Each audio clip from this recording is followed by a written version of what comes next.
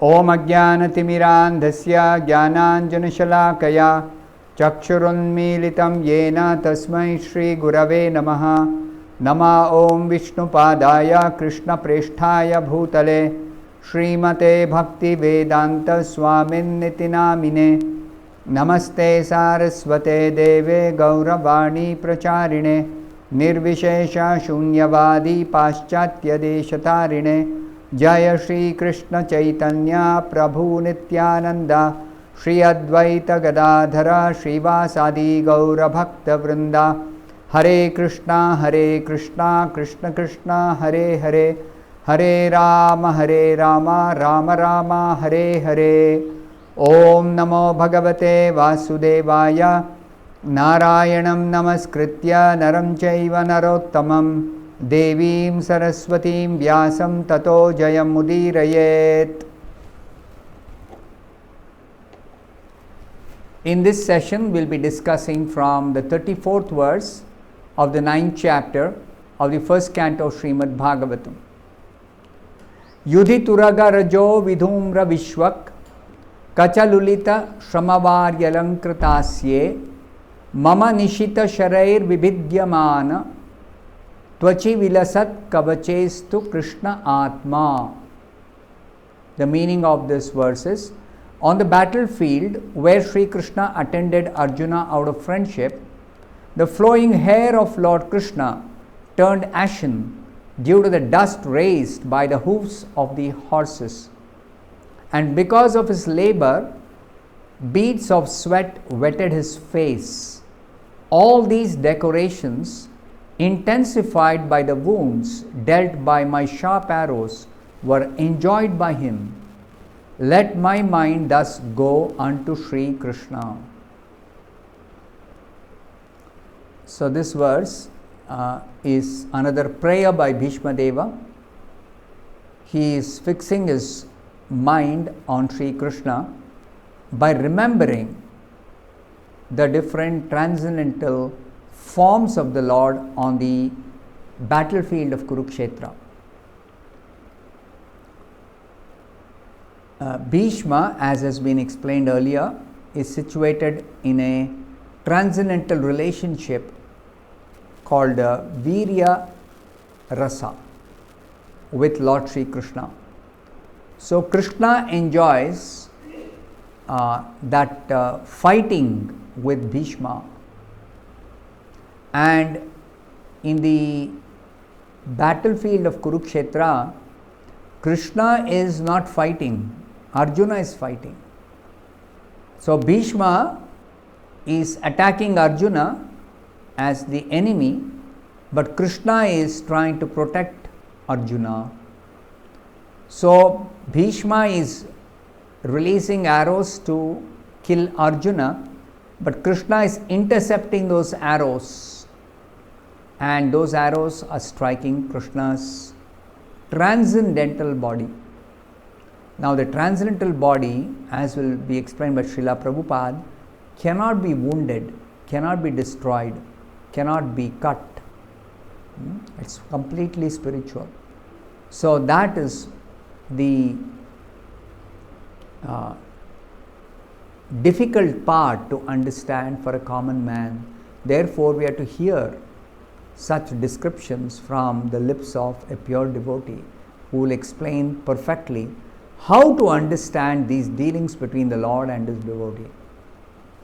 So Srila Prabhupada explains elaborately in this purport. The Lord is the absolute form of eternity, bliss and knowledge. Eternity. His body, his form, his existence is eternal. Sat, Chit, knowledge, full of knowledge. Ananda, full of bliss. As such, transcendental loving service to the Lord in one of the 5 principal relations, namely Shanta, Dasya, Sakhya, Vatsalya and Madhurya, that is neutrality, servitorship, fraternity, filial affection and conjugal love, is graciously accepted by the Lord when offered to the Lord in genuine love and affection. Everyone has a specific relationship with Krishna, every living being. So, the perfection of our life is to reinstate ourselves in that relationship with Krishna, loving relationship with Krishna, in one of the 5 primary relationships. So, Sri Bhishma Deva is a great devotee of the Lord in the relation of servitorship. There are secondary rasas and primary rasas.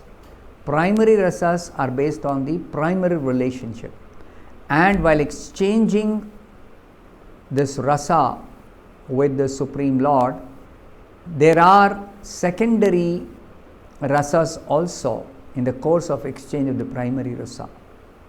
That is what gives rise to variety of the rasas exchanged in the activities of that relationship. So, Bhishma is situated primarily in the relationship of dasya, as a servant, as a servitor. Thus, his throwing of sharp arrows at the transcendental body of the Lord is as good as the worship of another devotee who throws soft roses upon him. So, how is Krishna receiving these arrows shot by Bhishma? Krishna is receiving it exactly like another devotee offers soft roses while worshipping the Lord. For Krishna, both are same. There is no difference. Why? Because Bhishma is a devotee. It appears that Bhishma Deva is repenting the actions he committed against the person of the Lord.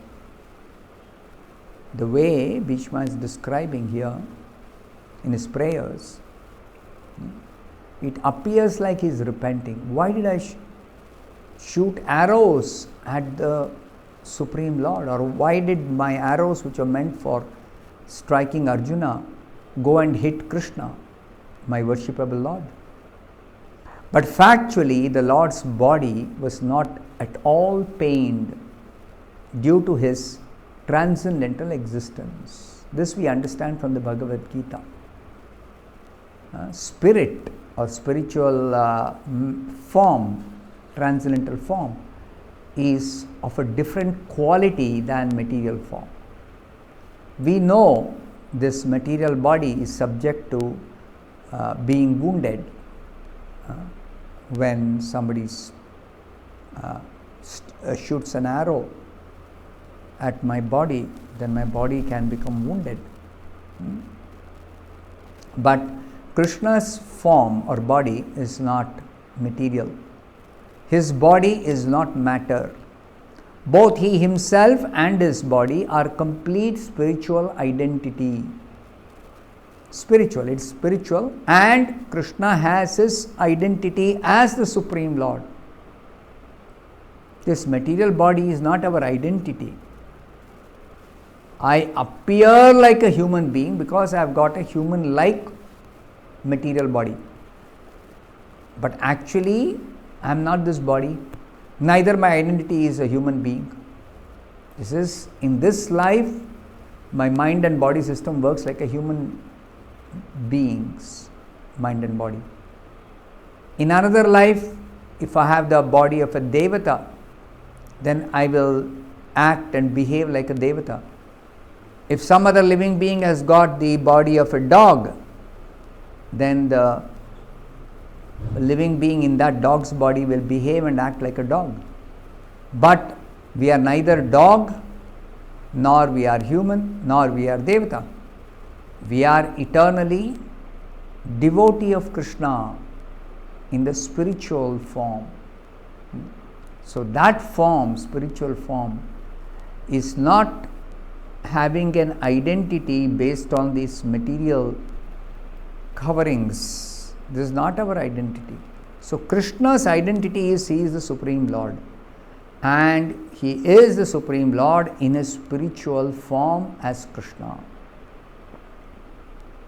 Spirit is never pierced, burned, dried, moistened, etc. Spirit cannot be destroyed by any of the elements, by fire, by water, by air, by wind, by some material weapon made of one of the elements like metal or any of those elements. It cannot be destroyed. This is vividly explained in the Bhagavad Gita, 2nd chapter, verses 11 to 30. Clearly it is explained.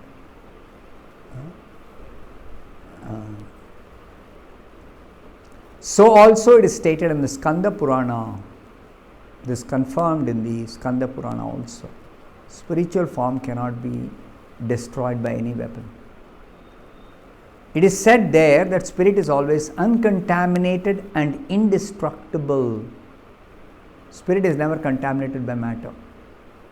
Even in our case, even though there is a material covering for our original spiritual form, still that spiritual form or spirit cannot be contaminated by matter. This remains like a superficial covering only. And it cannot be destroyed. Spiritual form cannot be destroyed. It's eternal form. It cannot be distressed, nor it can be dried up. It cannot be distressed. The spiritual form, there's no question of distress. When Lord Vishnu in his incarnation appears before us, he seems to be like one of the conditioned souls, materially encaged. Encaged means material body has trapped us in this body, or we have become imprisoned in this body, but that imprisonment is at the level of consciousness, because the spirit soul is not a physical entity. So imprisonment here means I am conditioned. Now Vishnu appears to be like one of the conditioned souls just to bewilder the asuras or the non-believers who are always alert to kill the Lord even from the very beginning of his appearance. The asuras or the demons, they are always envious of Krishna, and because they are envious of Krishna, when Krishna appears, they want to kill him. Kamsa wanted to kill Krishna and Ravana wanted to kill Rama. We have heard this from the scriptures. Because foolishly they were unaware of the fact that the Lord is never killed, for the spirit is never annihilated. Lord is completely spiritual. So how can he be killed? By anybody, by any weapon. It's not possible. Therefore, Bhishma's piercing of the body of Lord Krishna is a sort of bewildering problem for the non-devotee atheist. When non-devotees hear this, they'll ridicule. You consider Krishna as God, but how is Bhishma able to pierce his body by shooting sharp arrows?